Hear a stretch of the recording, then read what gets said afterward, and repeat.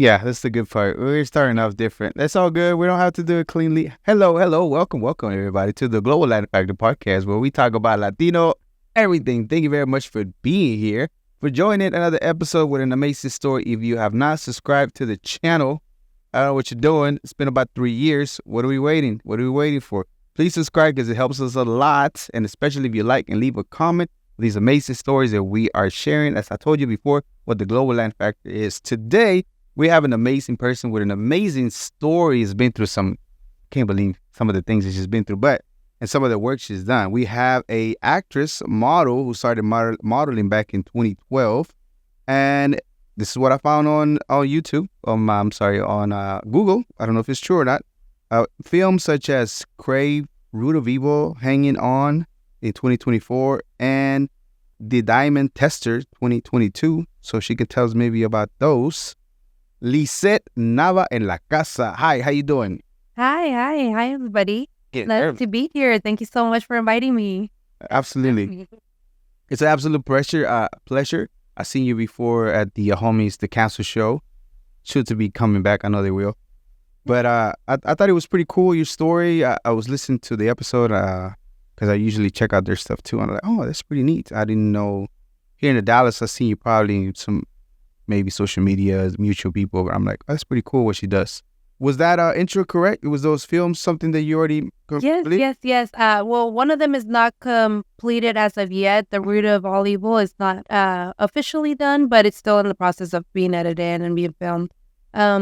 I do have another one that's going to be coming out. It's called Sugar City, and it comes out on January the 9th of 2025. Okay, so add that one to the list and make sure she give us the details on the premiere. Yeah. And where is it going to be at? Okay, but first we get to the good stuff. We're going to start with a segment that I like to call Preguntas al Chile. I know you like to enjoy good meals.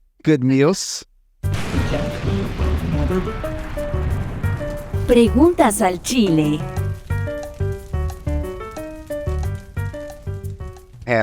¿Lista? Sí. Tacos or tortas? Tacos. Yeah. What is your favorite go-to taco? Al pastor. Al pastor? Yeah. Okay. Corn tortillas or flour tortillas? Corn. Gorditas or pupusas? Ay. Gordito. Gorditas. Mexican coca or jarritos? Oh, that is a hard one. I would have to say Mexican Coke because those are hard to find.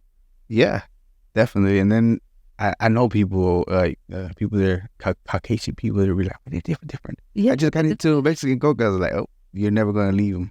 Oh, yeah. Agua de horchata, Jamaica, or tamarindo? Horchata. Horchata, yes. Elotes, or, I don't know. So this one's interesting because people call it different names. And elote and esquite, I don't know if you know what the difference is. No, I do not. You know. Elote. En vaso. En vaso. Salsa verde or salsa roja?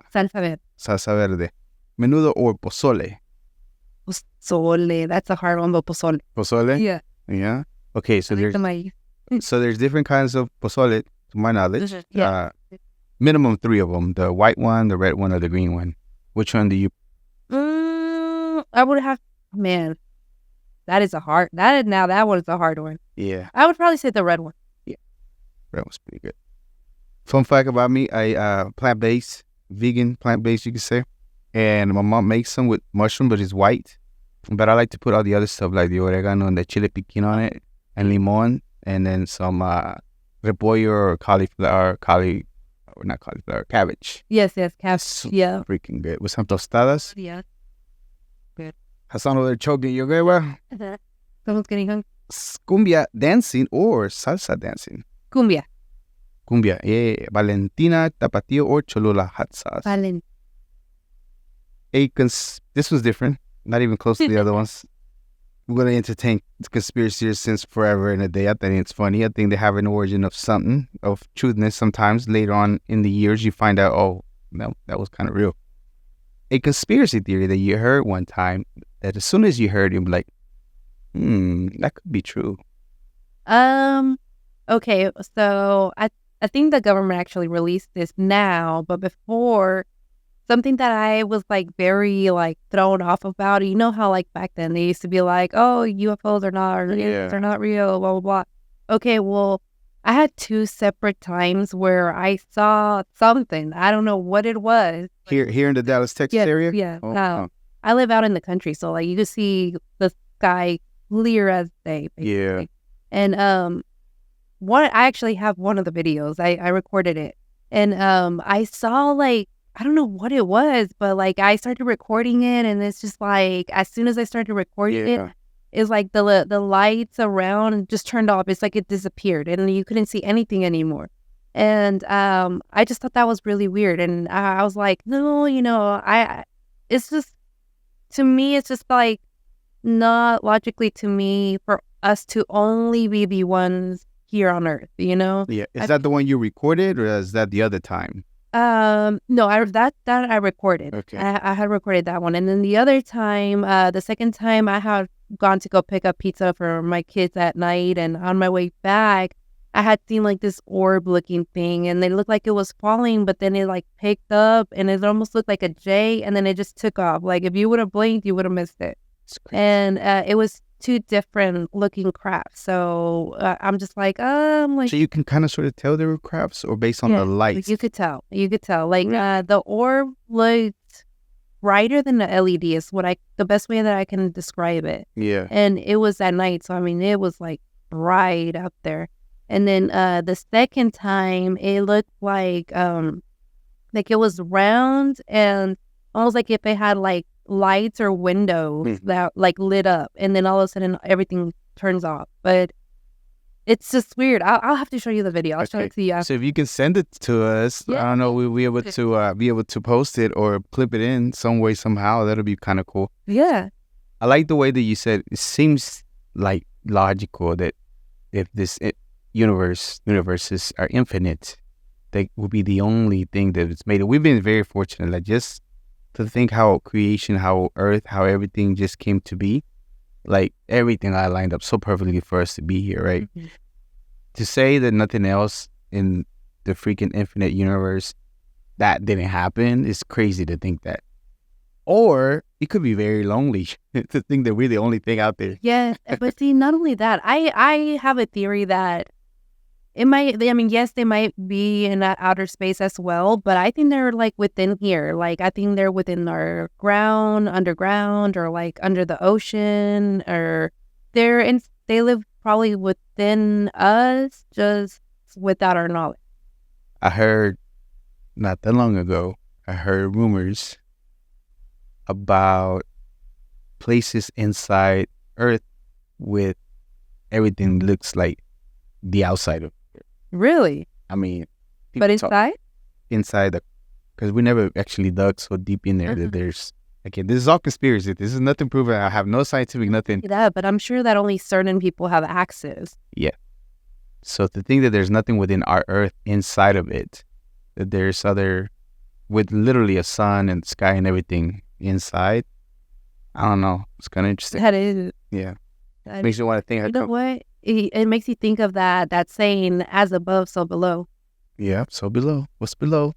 We were talking, why we want to focus on getting out of, great that we want to become a different planetary body, right? But the ocean, like you said earlier, the water, we don't take, like we don't do a lot of this. We in our own thing in the forests, the Amazon, all that stuff. We don't take our time to go explore. Why do we want to take our technology to go over there? I mean, there is people but not enough resources to be able to put more resources to get it out of here. So it's kind of interesting. Yeah. When you hear the word Latino or Latina, what is the first thing that comes to mind? Honestly, the first thing that comes to mind is proudness. I am proud to be a Latina because it allows me to like represent the Latino industry. Yeah. And so to me, hearing Latina is, I don't know, like to me, it's like I'm a voice for the Latinos. So it means so much to me. It's not just Latino or Latina. So you don't mind if anybody calls you Latina? Do you prefer another term for you as far? Mexicana, I don't know if you are Mexicana or not, or anything like that? Or I mean, to me, I don't get offended over titles really. I would just be, I would prefer just to be called my name, but I mean, titles, I don't, it doesn't bother. Cool. Okay, so let's get to your story. I think you have an interesting story. I heard a little bit about it, with the cancer show, but I wanted to dig just a little deeper on the things that you've done so far. So, I just like this question, and I just like to know just if there's a beautiful story there we can share. Okay. Like, so you're Latina, Mexicana. Where's your heritage?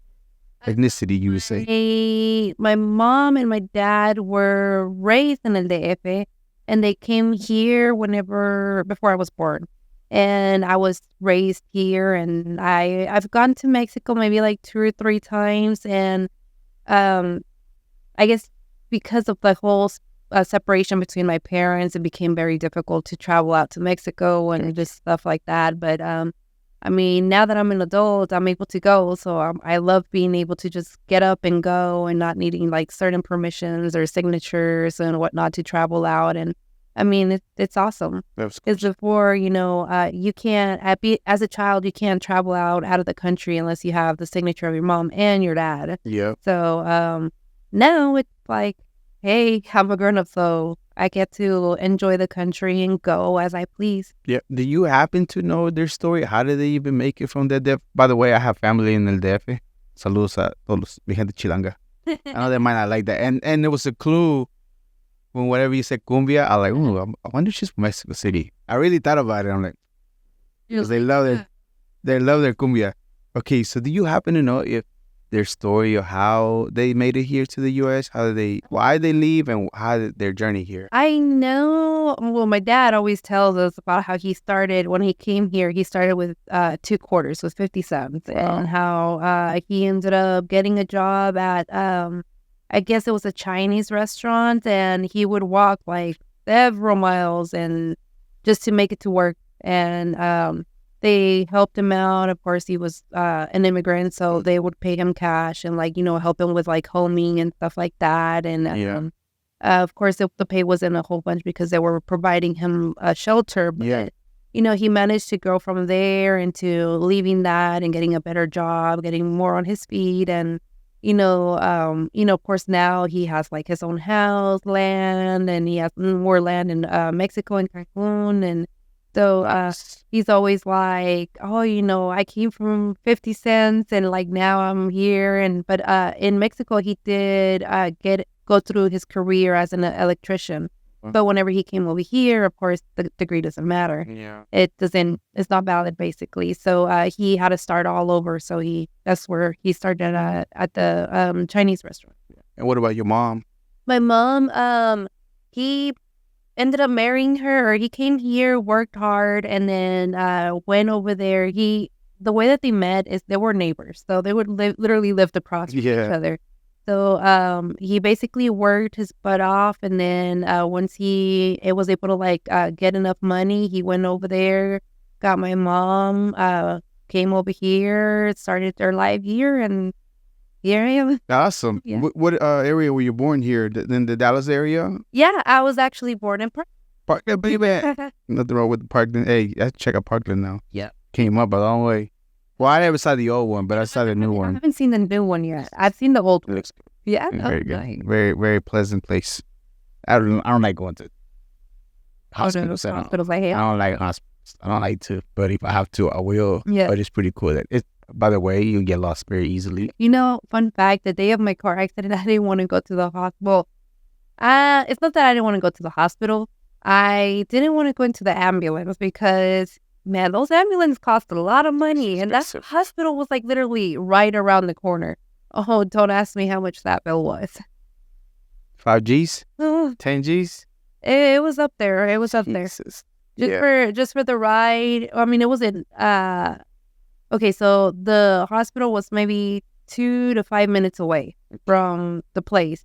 My bill came up to like 2 G's or 2 to 3 G's. Just For like 2-minute joyride. Yeah. A joyride, I mean like uncomfortable, right? And me, I'm not I'm not a person that likes to take medicine, take drugs and stuff. Yeah. So, it was just the ride.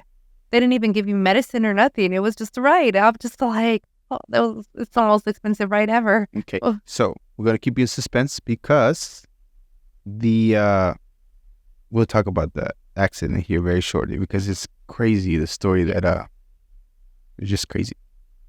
All right, so let's dive into what you've been doing. So you, in your mind, never had any idea of any modeling as a girl, as a little girl. Did you mimic anything as movies? Maybe you thought one day crazily, like, oh, maybe one. Yes, actually, I did, and it wasn't until me now that I'm actually in the industry that I think back, and I'm just like, oh my gosh, like maybe I already knew I wanted to do this as a little girl, and maybe I forgot along the way, becoming a grown up, and now it's just like I love what I do, and I see, I don't know, I just see my inner child come out through the entertainment industry. But whenever I was little, I was about 5 years old. I don't know who is not a fan of Selena Quintanilla, Of course. but I was. And so I would turn on the TV and I would always like watch the movie and like, I would like turn on all her videos and her music and turn it on and just dance in the living room. And I would always be like, mommy, like, I'm going to be like her. I'm going to be in front of the TV and that. And Speaking into yeah. existence. Yeah. Wow. I sure did because then once I was actually in front of the camera, and at the very beginning, it was more of like curiosity. It wasn't of okay, this is what I want to do and this is what I'm gonna go for. It was more of like, what is this? If I haven't done this before, am I even good enough? Like, it's just so many questions and doubts. And so I was just like, you know what? F it. I'm gonna give it a shot and just see where it goes. If it takes off, then cool, it goes somewhere. And if it doesn't, well then, maybe I need to get a new hobby or just go practice even harder at it to, become really good.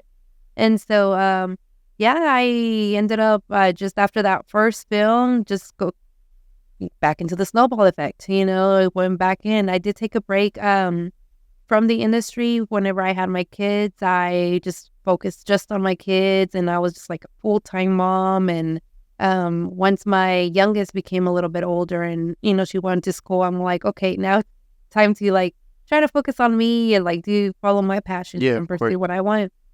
And so that's whenever I started like to pursue it more. And then like the more that I did it, the more I liked it, the more I like kept booking and booking and booking.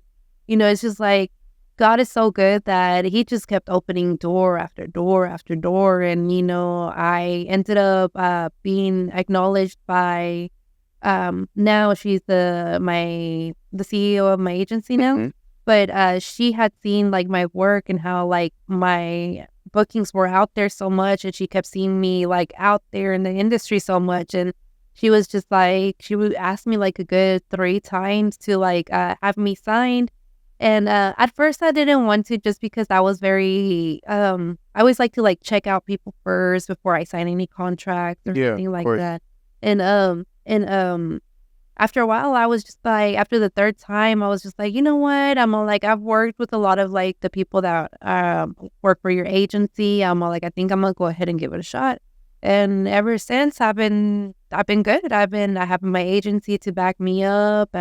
It's a bad habit. I still do search for my own jobs as well, just because, I started off as independent and like whenever, like since ending of 2019 to, what was it, 2022, was whenever I was just independent. Those 2 to 3 years, I did all my bookings, I did all my scheduling, everything myself, which, I ended up getting an agency because it took a lot of time away from my kids.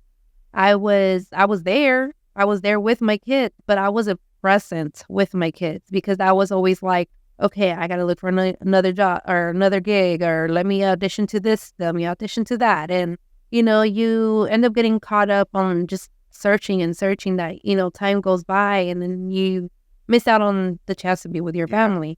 So, that's why I ended up signing up with my agency because it just helped. It's so much more convenient. Now I just focus fully on my kids, on being a mom, and she and my agent Nick do basically all my bookings. They send in all my auditions. And what is the name of the agency? Icon Studios. Icon Studios Yeah. out of Dallas, Texas? Yeah. Awesome. Icon Studios out of Dallas, Texas. Okay, let's backtrack just a little bit before we get to the acting part. So in 2012, so roughly, you began modeling first, right? Before you even began to, the cameras begin as far as the acting. How did Mr. Joe Arenas find you, or how did y'all connect to even begin to even get on camera and let's say begin to get a little bit of experience on taking pictures? Do you kind of sort of recall, or did he just reach out to you? Out to me on social media, but I can't fully 100% remember, but I think it was social media. And at first I was always been super sketch because I mean I have been approached before about like modeling and stuff like that. Once, even before he approached me, I got a message to be sent to New York. And so I was just like, no. At the time, I think I was 17. Just randomly though, nothing. You had no portfolio, no pictures, nothing. No, Just that was before acting. posting It on- was just somebody that just reached out, and I was just like, no, this is super sketch. Like, how do I know like they're legit? And like, I didn't know anything about the industry either. So, my mom was just like, no, you're not doing it. You're not going to another state for any modeling or anything like that. So I was just like, okay, well, whatever. Said Instagram, Facebook. How did they reach out to you? Facebook. I think Okay, it's Facebook. and then move fast forward. Then he was. How was his approach? I mean, do you remember if he was online or was in person by any chance? I think it was Facebook as well. I want to say, yeah. You get the message. You read the message. How do you receive it? Is it again first experience? Kind of sketchy. You kind of get a vibe, but this time maybe you kind of go through his profile and kind of sort of see that he really does this. Yeah, I did see that he was an actual photographer. He did have his backup, and then he did send me portfolios to like check out his work and if I was interested. So it was a lot more professional. Mhm. And so that made me kind of like, oh, okay, well, I mean, should I give it a shot? I mean, I think whenever I ended up going, I took a friend because I'm very just it's always good for anybody that's wanting to join part of the industry. Never go alone to any of these things, just for your safety and just in case of anything. But yeah, I ended up taking a friend with me, and she went, everything went good, the photo shoot went good and everything. I never once did I felt uncomfortable or anything like that. And then I kind of liked it, and I was just like, okay, this isn't so bad. And after that, What were you doing right before that? What was like your everyday, normal per se, regular Joe or Jane? What were you doing right before that? Before that, I was working like 2 to 3 jobs at a time. So like freshly or my senior year in high school, I was working 2 jobs and I was going to high school. And then after I finished high school, I was always between 2 to 3 jobs. Was it waitering? Was it in the customer service, retail? What kind of? I did so many. So I did work in retail. I worked in a clothing store. I worked in a fast food. My first job was at a Whataburger. My second one was at a Wingstop, which I ended up starting at the very bottom, and I worked my way up to manager. Then after that, I ended up moving to Radio Shack, which I started at the very bottom, and then they ended up giving me 3 stores, so that I was managing 3 stores. And then from there, I was HR, so I did all the hiring and firing for a company that basically built buildings, and then we had a construction site that built the buildings, and then we had a cleaning site that went in and basically emptied out, cleaned out the building for the people to move in. And so I did the HR for all of them. And then after that, I used to work for or it used to be Arbitron, then Nielsen bought them over. Yep. But we did the ratings for the television and the radio. Yep, I know what you're talking about too. Over there by where the Estrella TV is, maybe around that area. Yeah, well, I heard that now they got bought over by another company. Estrella. Estella, is that who it is? Oh, okay. Years ago. Oh, okay. Yeah. Well, yeah, whenever I left, it was still Nielsen. Nielsen had bought them over, and I think they were with them for like 2 to 3 years. And then that's whenever I had my oldest, and I Okay. But you were still doing that, and then the modeling Mhm. at that time? Okay. So you do the first photo shoot. It went great. You liked it. Kind of maybe a little opened up something for you. I'm like, oh, this is kind of cool. And then after that, when is the next few things that you get to do within the car scene? So after that, okay, so through Joe, I met someone called Raphael. And so Raphael also saw something in me. I don't know what it was, but he also saw something in me as well as Joe did. And he is just all like, hey, I want to try to like get you in front of the camera, but on the video side. I know you're working with Joe on like photography, but like, are you interested in maybe like doing a few commercials or, just doing more video work? And I'm like, well, I mean, I haven't done that before, but, I'll give it a shot. So that was my next window open to, I did a Brian Loncar commercial back whenever he was a big attorney. Yeah, big attorney. Yes. So I did a commercial for him and I was on the Spanish side. So that was my very, very first commercial. I ended up doing my very first music video and it was, what was his name? Local guy? Dallas? Yeah, he's local. He's from Dallas, but I can't know. Somewhat known, not too known. Not too sure. I do know that like he sang, like he did create his own music and then he sang like in weddings and stuff, but I don't know how big he was. Mm-hmm. But then after that, fast forward later on, the second music video that I did was for Caleb McIntyre, the country artist. Yeah. Yeah. So Oh, wow. I did his music video, and with his it was a total accident.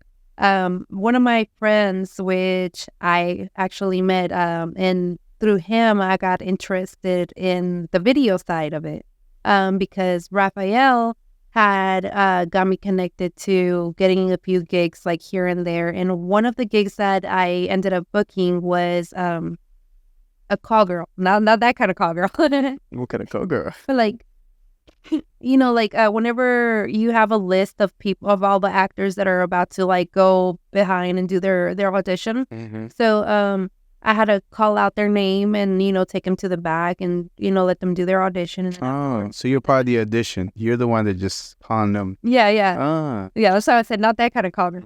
not that one. But yeah, and so I ended up taking them, and it was for a MTV commercial. So I was like looking, through the little window how they did the audition and everything, and then the guy that was filming the auditions, me and him became really cool because we were pretty much working all day. And whenever they were reviewing the camera and like all the auditions, he's just like, "Oh, you want to come see?" And I'm like, sure. I'm like, if you don't mind, because I'm very. He's so polite. I'm kind of like nosy, I guess. But you're so polite too, though. Yeah. It's just like I want to see because I'm intrigued by it. Yeah. And so he let me see it and everything, and I just thought it was pretty awesome how like people were able to like give different moods, and I took them back there, so I got one side of them, and then whenever they did their audition, I got to see that side of them, and I just thought that was so cool.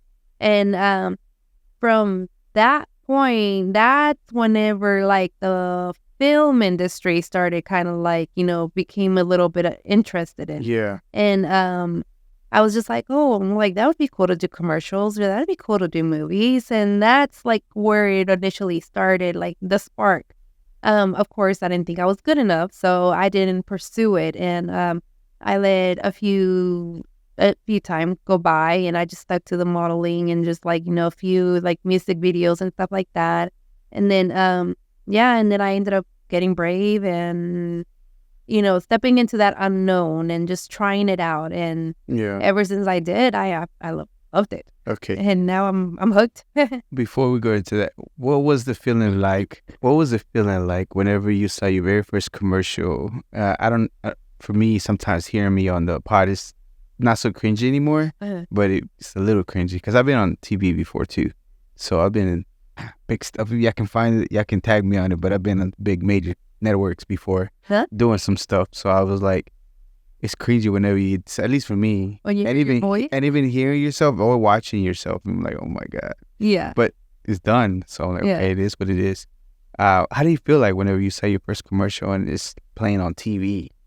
To be honest with you, it gives you like a sense of like, accomplishment. Like, dang, I did that. Like, because whenever you're filming it, you're doing this take from this angle, this take from that angle, and this and that.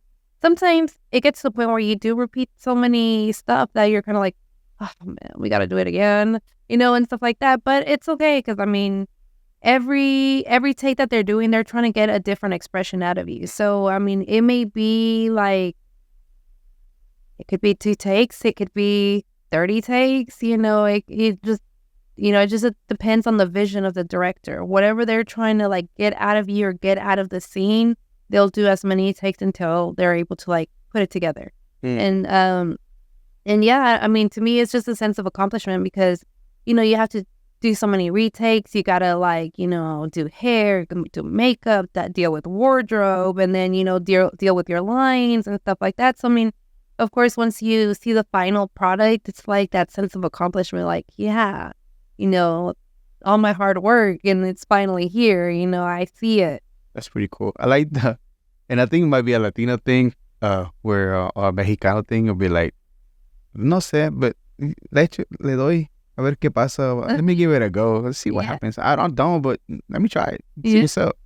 And that just can open up all kinds of stuff. Yeah. Okay. And to me, honestly, like where that point came into play was whenever I felt like I basically had pushed myself in the back burner, and I was like, man, I need to start like putting myself first. And like, now that the kids are in school, like, let me see, what do I want? What do I want to do? Like, what are my passions? Like, there's something that like I need to pursue or need to chase that like keeps me happy. And this is what like accidentally I stumbled upon, and it became my passion, and I've loved it ever since. Okay. So today I heard that passion is something that you would willing to literally die for. There's a thing that you like something, and there's a thing that you're passionate for. Yeah. And again, you're willing to lose your life doing it. Is it something to get to that level for you? Yeah.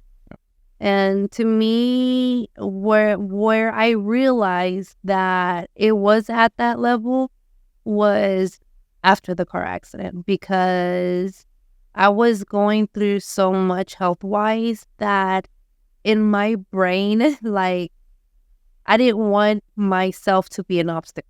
Like, I refused that my health issues or like my vulnerability at that point in time to stop me from pursuing to continue to do acting, to continue to do what I love. So to be honest with you, like after my car accident, there's a few gigs that I did, and I'm not gonna lie, every single gig that I went to go do, I was in chronic pain, but to anybody around me, I would not let them see that, because to me, it's weird when when you have a passion for something and you love something so much, when you're there, it's like that pain, that switch, it's off. Like you're just in the zone, you're doing what you love, you're in it. Mm-hmm. Once you leave where you have that passion, it's like that pain hits you like a ton of bricks. It's like, why wasn't I feeling this like earlier? But yeah, it's definitely a drive that you get that you don't want to give up. Okay. So let's backtrack just a little bit more. By the way, she was a little bit out of the weather, and then like again, if she shows up, it's because you're really showing up. She's not pretending. Yeah. Okay. So right when I'm sick, when you're sick, before we get to the action, because I really do want to talk about it and dive a little bit deeper on it. What was the first film that the opportunity of presenting itself? You kind of sort of learned, you kind of sort of got the way that they do the casting. What was the first opportunity for a movie? Okay, so we had to take a little pause, but we're back at it. We ain't gonna cut this. We get as raw as we can possibly can. We're not trying to fake the fun. We're not perfect. But my last question was for you. When was the first opportunity for a movie? How did that come about? I know you've been being the call girl, just calling the cast people.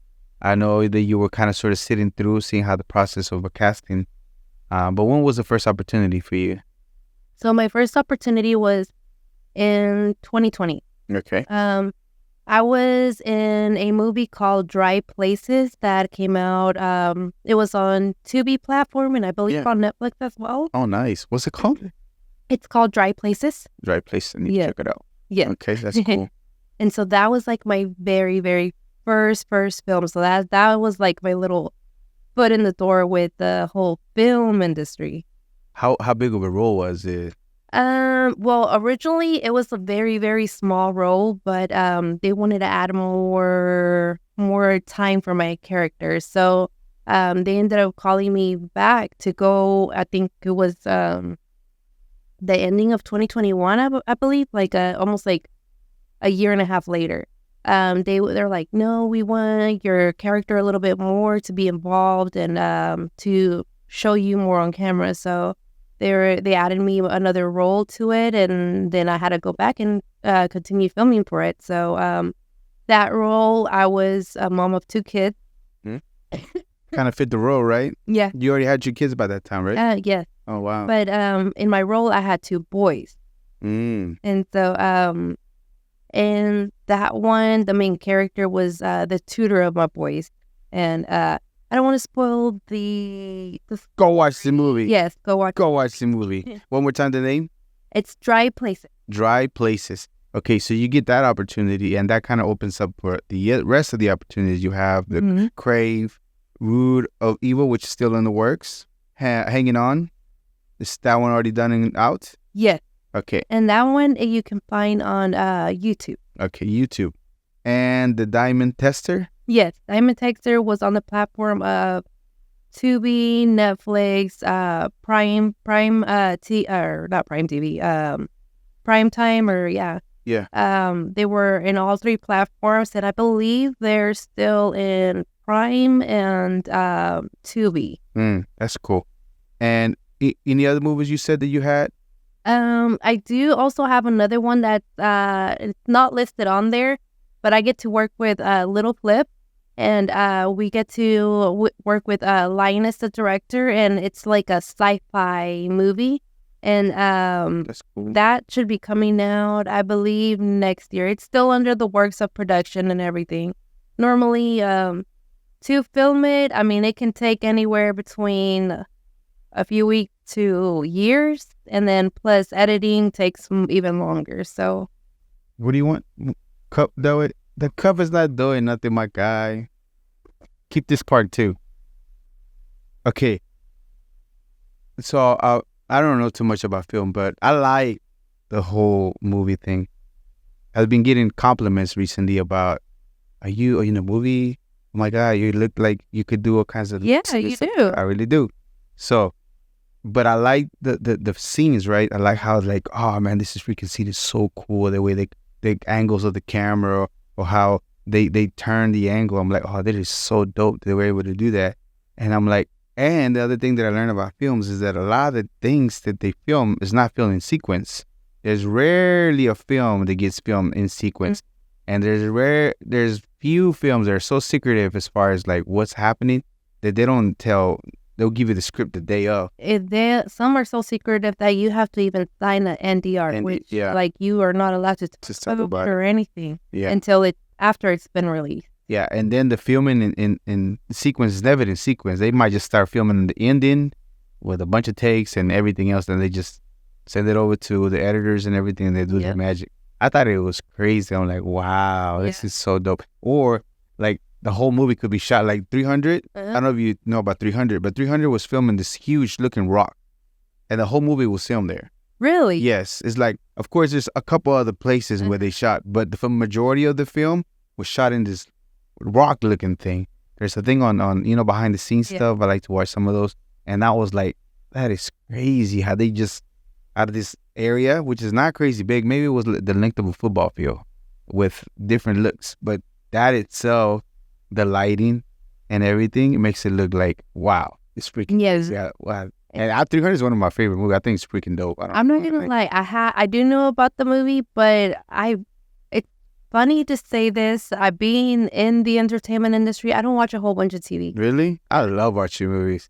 I enjoy them so much. I think every movie, whether it's low budget or high, it's just so freaking the efforts, everything that comes together. again, all the things that you need to record, whether it be in sequence or whatever, how many takes it takes, how many angles, the storyline. I was like, wow, this every single movie. Yeah. There's only one horrible movie that I did. I don't know. I just thought it was really, really bad. It was about some sheep. They were trying to take over the world, and they were evil. Yes. And it looked like puppet sheep, but they were evil, and they were trying to. It was late at night. There was nothing else on TV, Okay. and I put one of those movies on. So probably the worst movie I've ever seen. Have you ever seen what is it called? Centipede or Human? I heard about it, but I never watched it. Terrible. Okay. Yeah, I'll trash. pass. Trash. But that one was worse because it was corny. The sheep didn't even look like sheep. The guy would step on the sheep, and you could tell they were plastic. It was horrible, but they were trying to make it kind of scary, but it was more funny than anything. And I'm like, that was like the worst thing ever. I mean, I get it. They put everybody just like bad, and the sheep sound was annoying as shit. Excuse the language, but it was annoying. I'm like, this is bad. But rarely do I think a movie is bad. I think all of them are. There's a lot of effort put into place to do all that they do. Yeah, and that's exactly one of the reasons why I feel like I can't really watch a whole bunch of TV, because I will watch something, and I'm the type of person that if I start watching it, I have to watch all of it. So I can't. Don't start no series. Yes, it's hard for me, because once my daughter, sometimes they go on and they'll like start something, and I'm thinking it's like a movie or something. I'll get hooked. And it turns out to be a show. Well, now I'm having to sit 20 seasons deep. 20 seasons deep. Yeah. Oh my goodness. I did that in pandemic. I could finish a freaking series in a matter of 2 days. Yep. Man. And it's like 7 seasons. And and I'll be so tired and I'll be ready to go to bed. But it's like, I have to know what's next. Yep. I have to know. Those cliffhangers, especially in movies right before the next scene, yes. they're so freaking dope. Yep. And that's why a lot of the time I just rather, nope, I'm not going to watch it, because then I'm going to get too into it. And then it's going to be like 5 hours later and I'm going to still be in front of the TV. So you have a very interesting way of channeling your, whether you're acting and whether you get your lines, as far as the way you act. I don't know if there's a technique for it. I don't know if you have any name for it, but which is the way that you like to do it? Which is the way that you prefer? As far as lines or like acting? Acting. Yeah, acting. Okay, so acting in general, to me, the way that I know that everybody has their own way of like doing things, and everybody has their own technique. To me, what I figured out that works best for me is that, again, a lot of the times, like, I can be going through a shit ton of stuff, and you can see me and I will have a smile on my face, and then, you'll think there's absolutely nothing wrong. And whenever it comes to being on set, whether it's a role of like, a tragedy happening in the family, or a breakup, or a whatever kind of scenario, I can pinpoint something out of that story that I can relate to my story, or something that's happened in my story that I can bring that feeling out. And so before I go into doing my role, a lot of the time, and some people like that I've worked with may tell you that whenever I first go in, once I'm like looking at my script, I'm not talking to anybody. And I'm not trying to be rude, or I'm not trying to like, come off as like, oh, Diva. she can't talk to us, or she's too good. No. To me, like, my mentality goes, once I'm in front of that script, I'm turning that switch on, and I need to wrap my mind around what I'm reading and what I'm about to do in front of the camera. Because to me, the way that I see it is the director, the producer, all the actors that are here, all the background people, all the extras, they're depending on me to get my stuff together and, present what I need to present. Otherwise, guess what? We're going to have to do take after take after take. And not only that, once you hit it like correctly in one angle, then you got to hit it correctly in another angle. If not, you're going to do take after take after take. So I'm not trying to like come off as like, I'm too good or whatever. I just need to really focus and turn down that switch and like bring out that feeling and that trigger or whatever I have to play. So like that, I'm able to like hit it whenever I need to hit it in front of the camera. Yeah, and another thing that I liked about you is the therapy part of you acting and how it kind of sort of helps you. There's a lot of artists like singers, rappers. There's every session, these studio sessions, they have so much bottled in that when they go in there, it's like a therapy session. They just go in expressing whatever they had, whatever it is that they had in mind. They just go in. Is this something that you do also when you're acting? Yes. That is exactly what I do. And it's funny that you say that because I did attempt getting a little bit into the music industry. The way that I stumbled across that through Sugar City, the film that I'm doing. You're doing some singing. Yes. And so through my character, they had asked me, they're like, do you want to lip sync to an artist or do you want to give it a shot and create your own thing? I was like, man, I'm like, I've never sang before. I've never written a song before. I've never done anything music related. You know what? Why not? You did it. Yeah, I did it. How many songs did you got down? Was it one? Yeah, it was just one. But I mean, that one song, we recorded it several times. One of the times, or the ones that they ended up taking, is one of the recordings that I did while I was running a fever that whole day. And that recording that is on there was while I was running a fever. Yeah? Yeah. How did it feel to hear your sound, hear fully produced? Where did y'all go? Was it a particular studio the set was providing? Or did you go somewhere? Yeah, no, they were providing the studio and everything. And we filmed it there. And so during the time that I was like recording for the song to be done so they can use for the film, they were also recording me like in the studio and stuff like that. So like B-roll type of how they're going to use. That's dope. Yeah, so I thought that was really, really awesome. And that same song, I ended up performing one. And let me just tell you, that was my first time ever performing, ever singing in the public. I went from singing in the shower, singing at the studio and creating my own song and my own lyrics, and to performing it in a packed building, like over 300 people. Is it going to be part of the soundtrack for that movie, or is it going to be something that you're going to put out on? They are going to use it within the movie, yes. And it is now you're actually able to request it on the radio. You could pretty much find it in any platform. Okay, so you're able to. What is it called? Your name and what is the name of the song? It's Empty Promises by Lisseth Nava. What? Let me go find that. I'm gonna find it. Can't believe I didn't find it. I know you were recording your song, but I know that we're gonna put it on different platforms. Okay, so remind me the year that you had your accident. In October 2022. So in October 2022, you were driving. It was raining, cats and dogs, very, very terrible storm.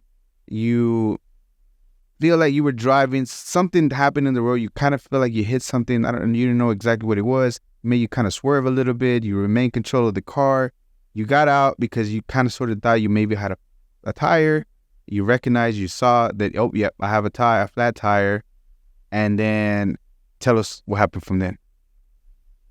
So, after, figuring out that, yes, the tire's flat, it's down, I ended up calling for help. During the mix of me, calling for help, feeling scared, because all that day I had like just this gut feeling. Like, I don't know if anybody will understand me or like if y'all have ever had like just this gut feeling that is like screaming at you. And that day, I don't know, for some reason I feel like something was gonna happen. And during that particular part after my tire got flat, I felt like I was in danger. I didn't know why. I was thinking, it's just my tire, but I feel like something's going on. And it was to the point that like, I don't know, something within me, it was like screaming. It was like, to the point it kind of had me shaking. And I was like telling the father of my kids, I'm like, hey, can you please come get me? Like, I don't know. I was on 35.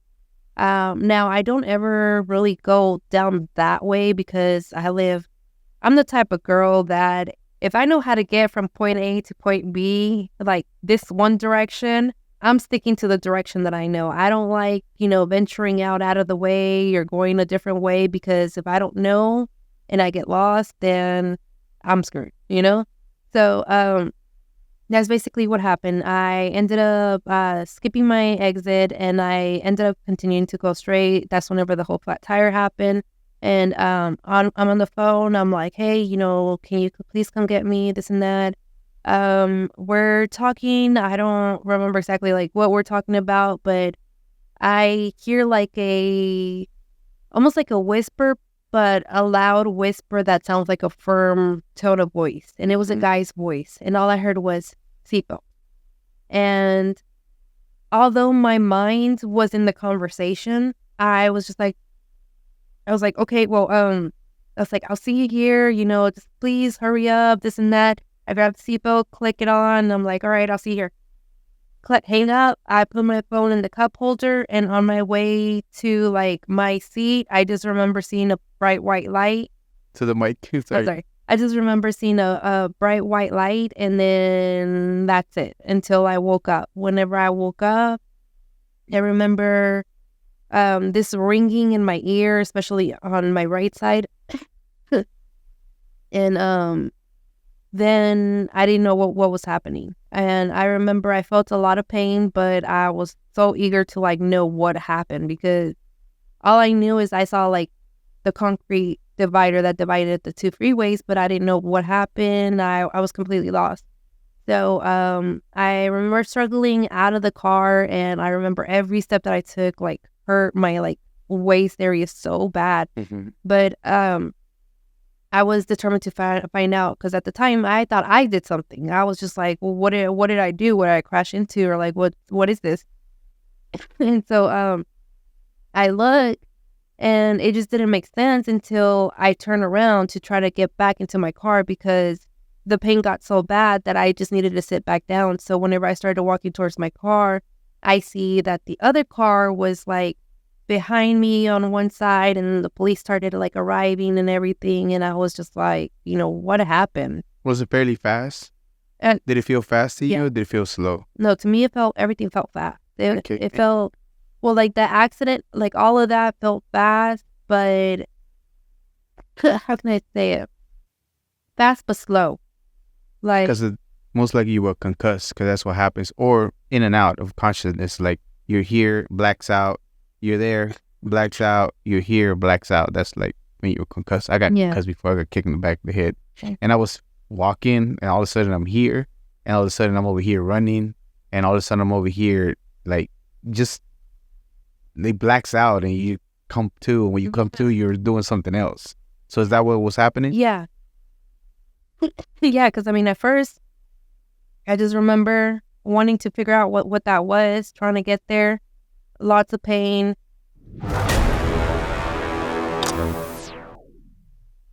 Okay, so again, as I was saying, so when I remember where I got a concussion, because I got kicked in the back of the head, and I just kept going like in and out of consciousness. Like I was here one moment walking, the next thing you know, I came to, and I was running, and I was on my way back to the, because I was playing soccer, so I was on my way back to where the lockers were.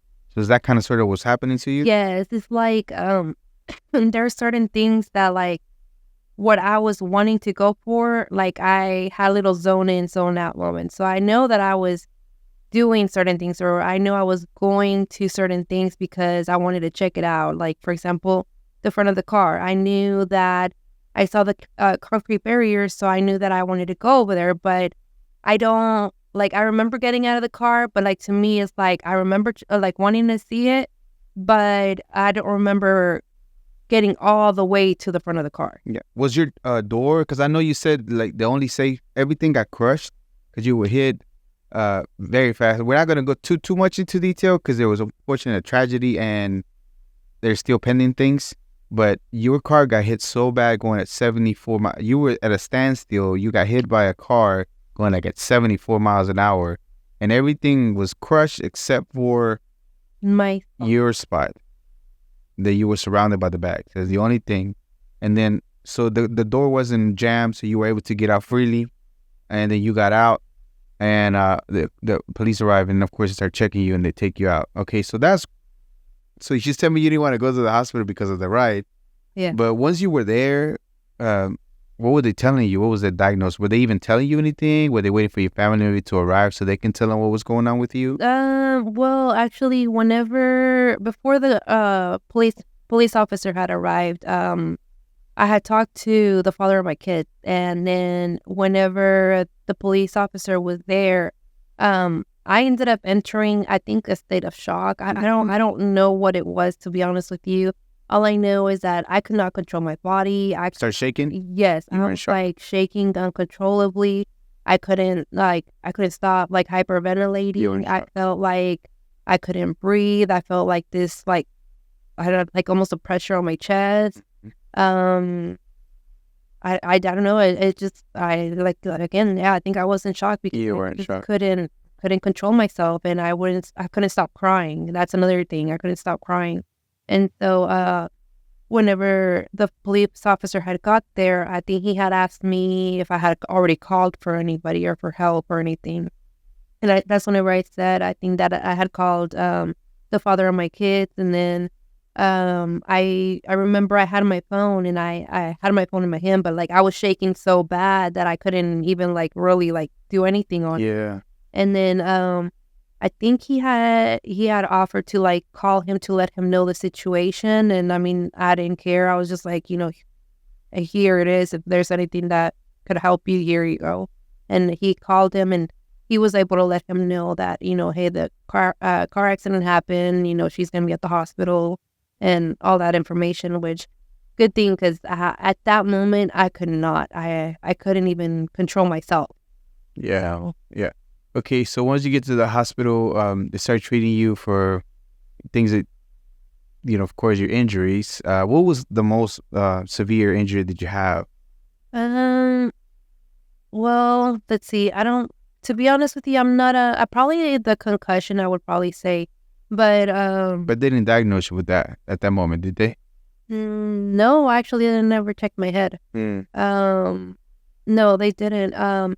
They checked my spine because I did have trouble walking. Whenever I had said that I had got out of the vehicle, I just felt like so much pressure, like on my lower back and across my spine. Mm-hmm. And so I didn't know, like, I felt pain, but it's almost like, I don't know if I had like the adrenaline so high that, it was probably like not as bad at that point in time.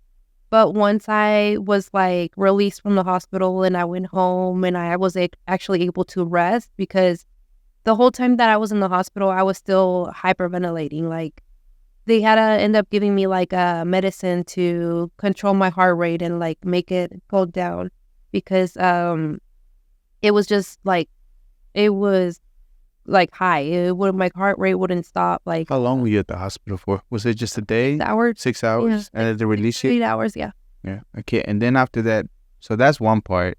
But a lot of people don't know the things that you have to go through the back scene, as far as like the what goes in the background for you to be able to even recover. So you literally had to, from that accident, literally have to learn how to walk. Yeah. So were you bedridden at all at a moment of time, or had? So after the car accident, I did feel like so much pain, like all across my spine. I did have a bulge disc, herniated disc, and then I guess the tendon that goes from like your neck all across down your spine, or between your spine, it tore 25%. So for a year and a half, I basically couldn't do a whole bunch, because for that year and a half, I couldn't strain my back. I couldn't strain anything that would be close to that tendon, because it was already torn. And it couldn't, you couldn't have, surgeons go in and fix it. It had to just naturally heal on its own, and it was going to take a year and a half. So at first, oh my gosh, it was crazy, because I felt like my head was like an anchor, like it had an anchor. Like sometimes I would feel like I would lose like the ability to hold my head up and like control it. Wow. And it just felt like, lots of pain right here, and I would just feel like it would just like be heavy, and it would just like go back. And so a lot of the times, I did spend it in bed because of the same reason that I kept feeling like I couldn't control my head.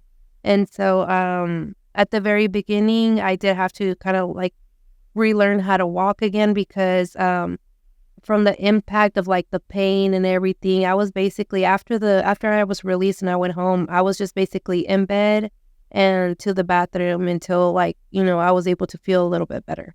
Who was helping you at that time? Because you have your babies, your kids, and also as far as like money for everything that you have to do. Did your parents help you out? Was there anybody stepped in to pay you? Was there anything money that the insurance took care of you? No, I mean, the father of my kids did help me out a lot by helping me out with the kids, of course, because during the time, they need mom for everything, and I couldn't be there for them, like how I was, back then, or I mean now, yes, it's back to normal, but like, back then.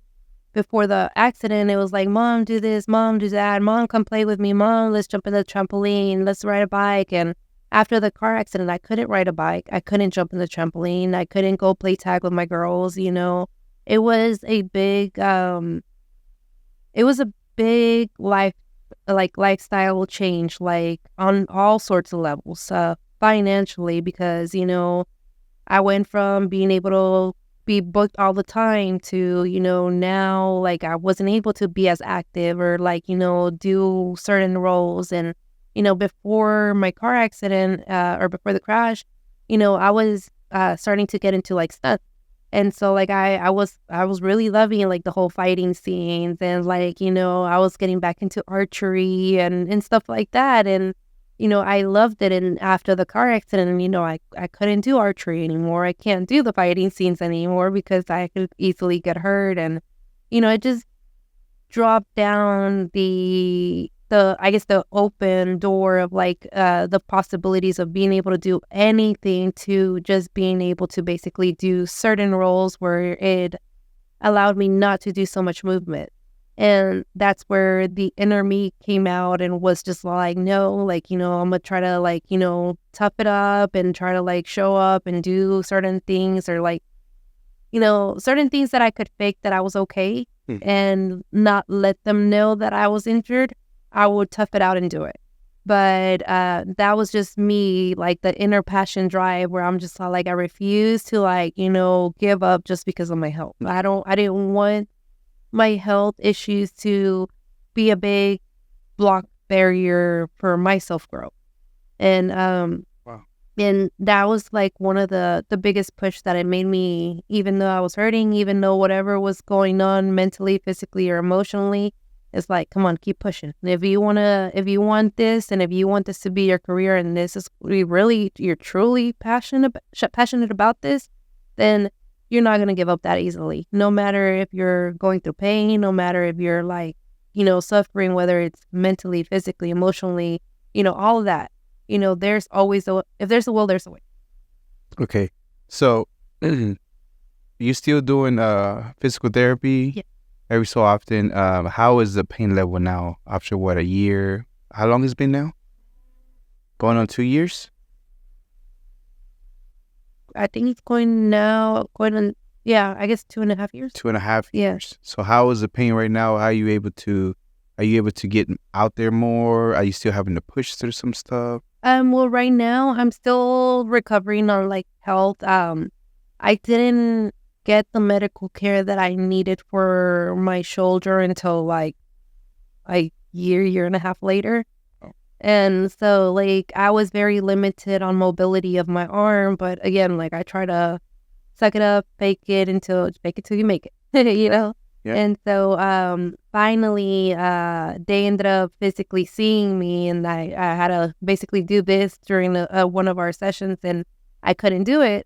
And so, they were like, my assistant. I'm not going to disclose like her title, but like she was just like, well, what's wrong with your arm? I'm like, well, I mean, I've been complaining about this. I'm like, I told y'all I couldn't like use it. I'm like, oh, I don't know if y'all didn't believe me or what, but I'm like, I've been telling y'all, I've been complaining about this for a year and a half. And so they're like, oh, you really are hurt. Well, let's go ahead and get you surgery. And so I ended up getting surgery like a week after they saw that I really was injured. And it's just like, you have me in pain for a year and a half when, now that you see me, you're like, oh, let's get you surgery. And not even a week later, like I'm already getting it done. So it's just like, so yeah, I had surgery July 1st and I've been... This year? Yeah. Oh, wow. Yes. And then I ended up starting post-op therapy, I want to say in September. Yeah. So is the road to recovery almost done for you, or is it like in general, not just this is going to take a little while, but overall to get as close as possible as to you were before? Is there any chance, or will you ever be there? I mean, well, so far, I mean, I'm a lot better than where I was. I have received a lot of injections on my spine, on my neck, on my head, on my leg. With I guess the impact, I ended up hurting my like hip and my side of the leg. What is it? I don't know what it's called, but the tendon that runs from like your hip to the side of your knee. Yeah. I damaged that, I guess, with the impact, and it hit the middle console. And so I've been having issues with my legs swelling up. If I'm on my feet more than like 5-6 hours, it'll swell up like 2 inches bigger than my left. Yeah. So I had to get that injection recently, I think last week or 2 weeks ago. And I ended up getting that so like that it can help with the swelling from it getting so big, because it was getting to the point where like stepping on the ground and putting all my weight on it, it was like hurting. So now, ever since I got the shot, I'm good now. I'm better. And as far as your agency during this time, of course, I don't know how supportive were they. I don't know if they were checking on you. I don't know if they were doing anything to try to get you some gigs some way, somehow. Yeah. So how supportive were they for you? They've been really supportive. They've been like, they know that I'm a hard worker, and they know that like, I've always been booking stuff. They even saw me. They would notice me even before they reached out to me about, getting me signed with them. So, yeah, they did like reach out to me and be like, hey, let us know if you're wanting to be 100%. What percentage are you wanting to be? Do you want us to book you anything? What exactly are you feeling? So like that we find something that you were able to do. So like that, they started to like help me get booked for like, background or extras, stuff where I could be back there, but I didn't really have to like be seen a whole bunch because of, my issues. Yeah. And so, I mean, it was good because, I mean, it's still paid. So, hey, keep getting me paid gigs. I'm fine with that. I mean, I hope everything, you're 100% that you're back to where, because it's crazy that you were not even a person that would take medicine to having to go through all this and everything. Is there any, if it was a thing that was to happen to me, I'm really good with forgiving now, but it's a copy and paste today. But if, I know, right? But if anything was that to happen, I'm just saying it, right? But if it was to really happen, I would be really pissed at that particular individual for it. Was there any sense of guilt, any sense, not guilt, but any sense of like forgiveness, like what the heck were you doing, or any, accusing them of like, what the heck, like, what you put me through, any kind of guilt or anything like that you wanted to relieve at the moment? I did feel guilty at first, but it wasn't necessarily for anything that happened. It was more because I guess what happened to the other individual didn't happen to me. So I was just more like, why didn't it happen to me? That kind of thing. It was just more like, it just didn't make sense. Like, how come I heard the voice and, maybe he didn't, So it's just like, it's just those questions. It's like, that kind of guilt. But overall, like guilt as in like because my car had a flat tire because I ended up in that spot, and because that happened, that was out of my control. Like I didn't feel guilty because of that. I just felt guilty because of what happened, I guess, afterward. After that, knowing that you had this sense of this weird feeling in your gut, let's say intuition, that you just didn't feel like. Do you listen to that more often? It's like, I'm not going out today. Actually, I had been listening to it, and even before the car accident, I had a few certain situations that had happened to me, and again, it's just that intuition, and sometimes that voice that I would hear, and just a little quick example is, and it's just totally weird. Like God has my back so much that like it's just like He literally tells me and shows me. But one year, many years ago, me and the father of my kids, we were living we were all together. He was in New Mexico. He was working in New Mexico, and I was staying with my girls at the house. And our neighbor next door, she is like a lady, and she had two girls as well.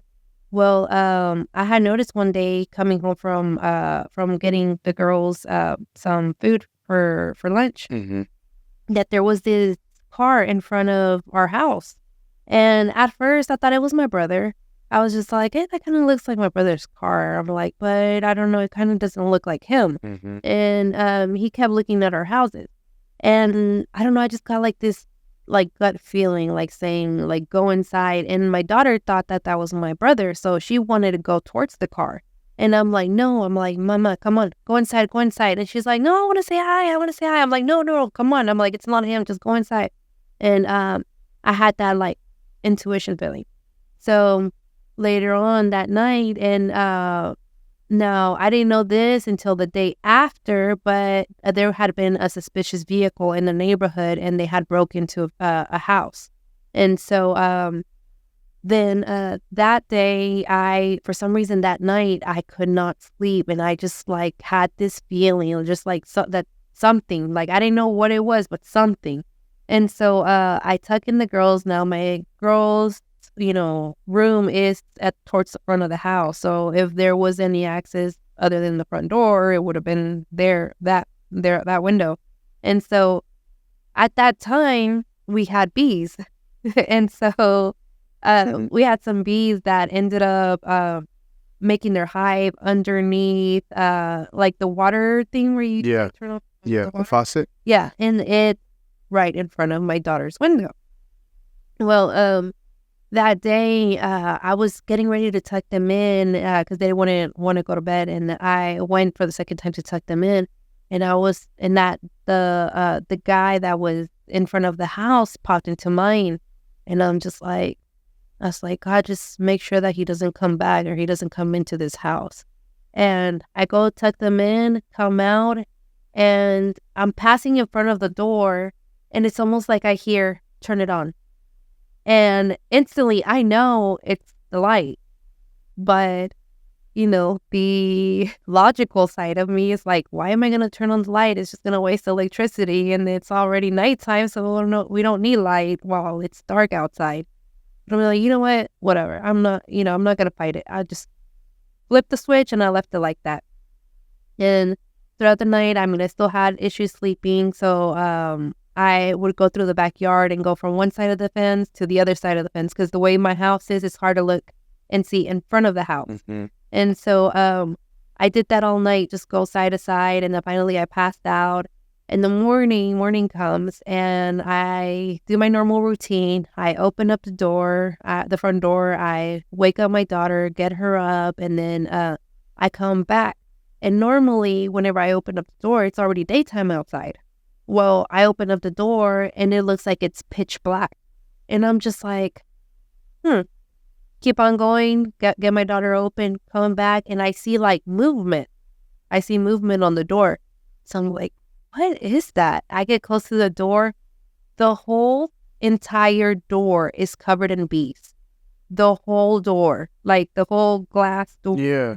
And I'm just like, oh my gosh. I'm like, how am I going to go drop off my daughter to school with all these bees in front of the house? I'm like, Lord, please, can you make these bees just go away? So like that, I don't get stung when I'm trying to take my daughter to school. Yeah. And so I get her ready, get her dressed, do her hair, come out. We're getting ready to walk out the door. And as we're walking up the door, there's only one bee left. Yeah. And so that same night, apparently he broke into another house, and that was a street over from us. And then he got caught the next day, on the third day. It's the same vehicle. Yeah, same vehicle. Oh my goodness, that's wild.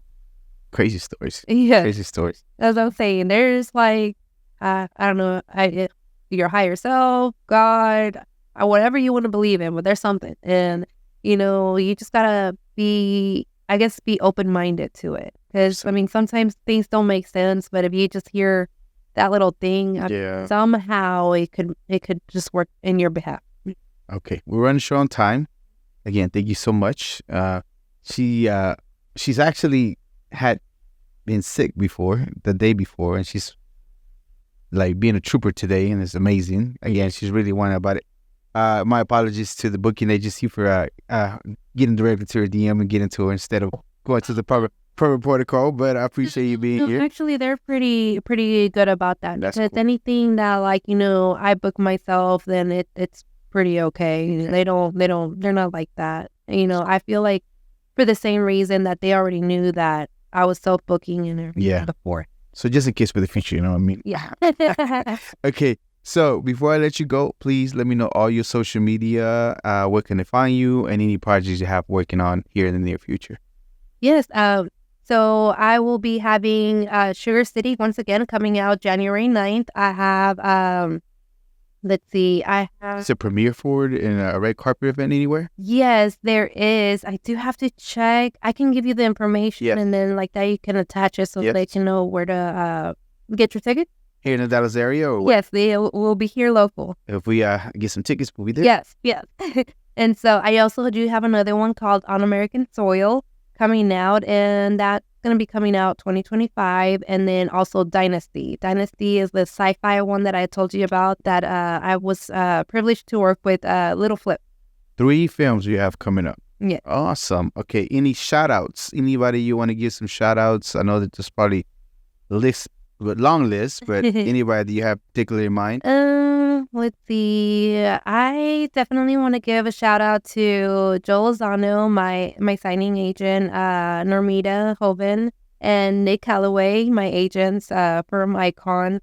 Just because I know like it takes a team to like make a person successful, and I feel like one of the reasons I'm successful is because I have a good team behind my back to support me, and I couldn't be where I am without my team. Yeah. So, okay.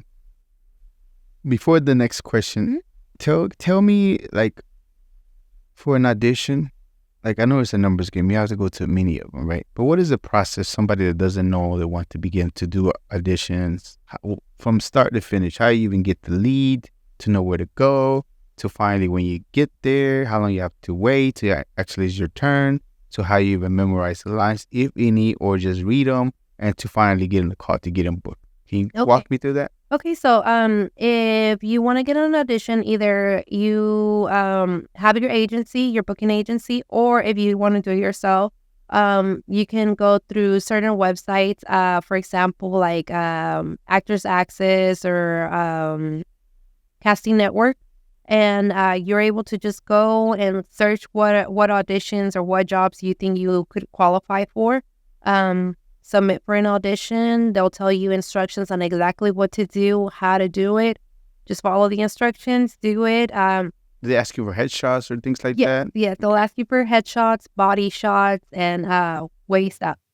So keep those 3 in mind. It's face, waist up, and then full body. Full body. And then sometimes you'll get some that want side views. And then so you send those in, you send your audition in. Usually it's separate. Pictures are one, and then your audition is a different one. You tape it yourself? Yeah. Okay. You usually tape it yourself. You edit it yourself unless you have someone that can do it for you. Then that just it makes it easier on you for you to do your audition. So after you submit your audition, then you'll have the client see your audition, and then if they think that you're really good for the role, then they'll contact you, and then it's called a callback. So a callback is basically whenever from a big group of people, they selected a smaller group of people. So then the callback is like the final decision of who's going to get the final role. And so if you end up getting that final role, then usually they'll go ahead and contact you, give you the information of where you got to be on set, what time. You do normally have wardrobe. Sometimes it's a different day from the day that you're filming, and other times it's the same day that you're filming. So you'll take a few clothes, or they'll provide clothes for you. You'll have a wardrobe person that says, wear this, with that. And then you just go ahead, put it on. And then they'll let you know once they're ready for you to do your scene. And then that's it. When I think of an audition, I think of like the old school way to where they call you in the room and there's a freaking line of 1 million people. Okay, now there was that before 2020. After 2020, then it became more virtual. So then you're able to do it online at the comfort of your home. But they still can ask you to be there. Yeah, they can definitely ask you. There's still like people and directors today that would rather see you in person than get a video over the internet, because whenever you're in person, it's kind of like a hit or miss. You're presenting, you got that one shot, and that's it. If you do it online, you can retake it, edit it, and okay, there it's submitted. So I mean, it just depends on the director. That's pretty cool. Okay, what is an important lesson that you learn in acting, and that you would tell your younger self that will help somebody else out? What would that be? Let's see. My advice would be, in the industry, there will be people trying to take advantage. So always make sure to have a contract and to not sign a contract until you have read everything. Because, you'll have people that will be like, oh, yeah, they can talk up your ear all day long. But at the point whenever it comes down to it, then, they can be nowhere to be found.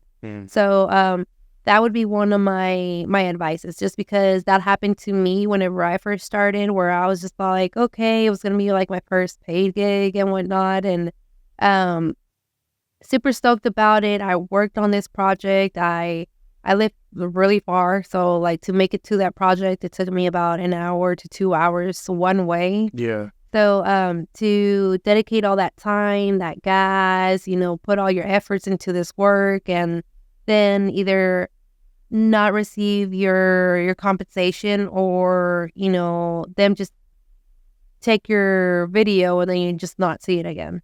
So you do have some of those. So you just have to really be careful and always just make sure that the person is legit. Do they do direct deposit or checks? Both. Both? Yeah. Yeah. I've had some that do like Cash App. I've had some do direct deposit, where, you do file 1099 at the end of the year. I've had some that is W-2. I actually filmed with The Chosen, and with them it's W-2. With benefits? Huh? With benefits? I don't know. You still comes with benefits. Don't be frank. Yeah, I don't know. I was. You HR too, remember? So Yeah. I know. I should know this, but I don't know, because I don't know if it works the same with acting. I mean, it's W-2. Yeah. Not 1099. 1099 like a contractor. You can give them nothing. Yeah. To pay. Yeah. Yeah. Okay, this is a little deeper. I think you're gonna like it, because usually when I wake up, I say something along the lines, and I think it ties to the accident itself, because I remember something happened during that time. I'm not immortal, I am mortal, and I will die one day. And I heard it from this guru guy that said it, and I just really like the phrase itself. Made me think, meditate. I know that this life is not forever. It doesn't scare me or terrify me, right? I think you had a beautiful phrase that you said at one of the interviews that dying is not scary. It's Not living. Not living. That's the scariest, and I think it was very interesting. But it makes me hurry up and put a little bit of of me doing stuff, right? Doing this, doing whatever it is that I do it. With that, I wish you a very long, prosperous life. However, after everything's said and done, what do you want people to think and feel about your life? I mean, honestly, if you can just take anything positive, or if my story inspires you in some way, then just take it and flow with it. If it I don't know. I mean, maybe one little word that I said inspires someone to like go chase their dream, go, chase what truly makes them happy. There's so many people, I feel like, nowadays that they're so used to working their like typical government job, 9 to 5, 9 to 5. And, us as adults, we get lost on our routine. We go to work, we have kids, we have to be a mom or a dad, and, we try to fit our time within our whole 24 hours. But usually by the end of the day, we're so tired to, give ourselves some self-love, because we just want to, we pour so much into other people. And to me, ultimately, like, this accident made me realize that I pour so much into other people that I wasn't pouring into myself. So this accident made me realize that I need to pour into myself, because at the end of the day, when that happened, I was by myself. So there wasn't really anybody around to like really be there. So it was very eye-opening. So now I just have a whole different perspective on things. And now it's like I need to search for my happiness. That's where the saying came. I'm not scared of dying. I'm not. What I'm scared of is living in this world and not truly living, just living for other people, living to, whether it's living to work just a 9 to 5 for the government, or, living for our families only. We have to think about ourselves, because, if you really think about it, you cannot pour out of an empty cup. And you have to be happy for you to be able to overflow that happiness onto your kids, onto your friends, onto the people that are around you, because ultimately, your attitude affects those around you. Yeah. That's beautiful. What, at the darkest times, at recovery and being in bedridden, what kept you, pushed you? What drove you to be able to just get up and just keep going? At the time that depression could set in, all kinds of stuff could set in, mental things could set in. What kept you pushing to want to just keep going?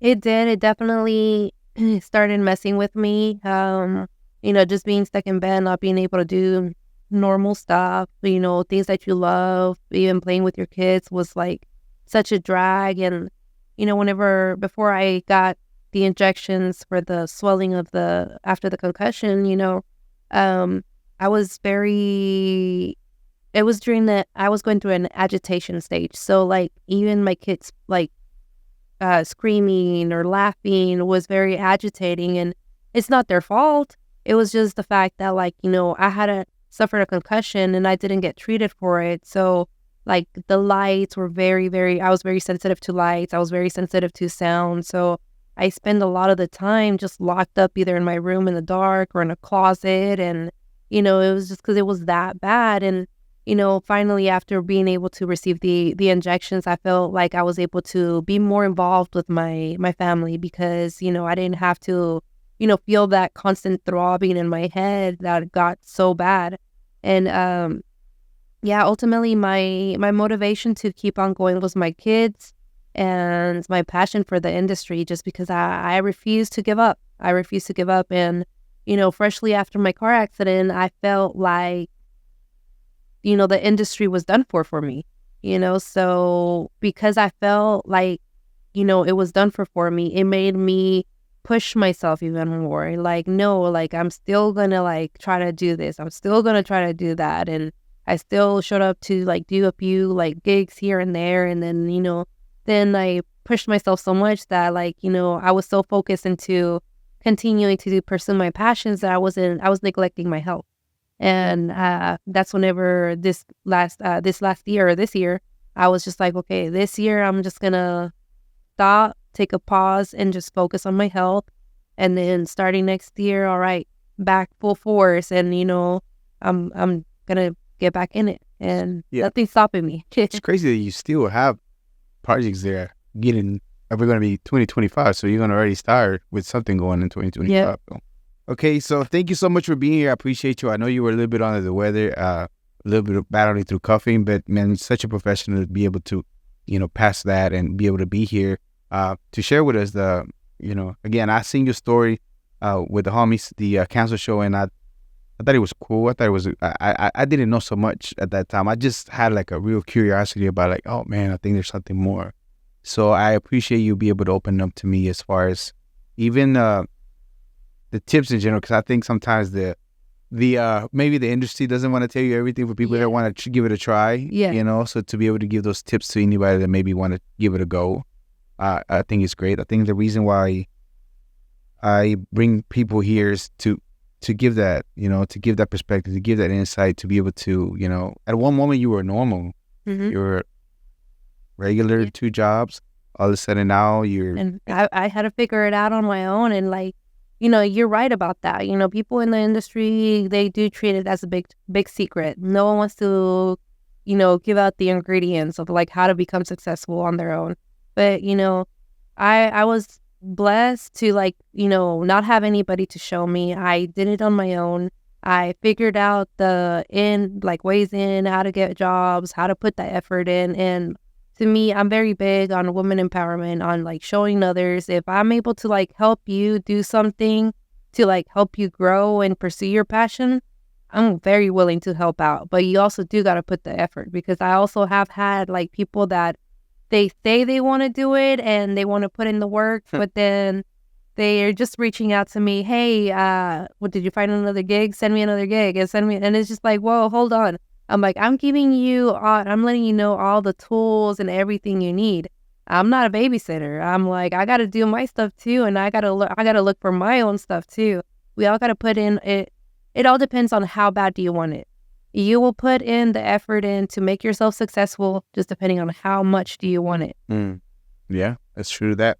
And without a doubt, thank you so much for sharing your story. Thank you so much for all the insights that you gave us. And without a doubt, you definitely, Lisseth Nava, you are a Global Latin Factor. Thank you so much for being here. Appreciate it. Thanks for having me. This was another episode of the Global Latin Factor podcast. Remember, subscribe. Don't be playing. I'm going to find you. I have ways to find people. I'm just kidding. Don't be scared. But do please subscribe, because it helps us a lot, and give us a comment. And we'll see you again. And remember, we are just like you. We are people. We are the spice in this melting pot that it is the world. Till next time. Like this video. Right now. You heard lady.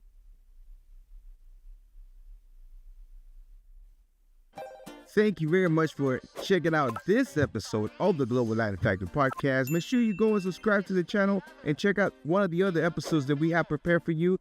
Thank you very much. Till next time. What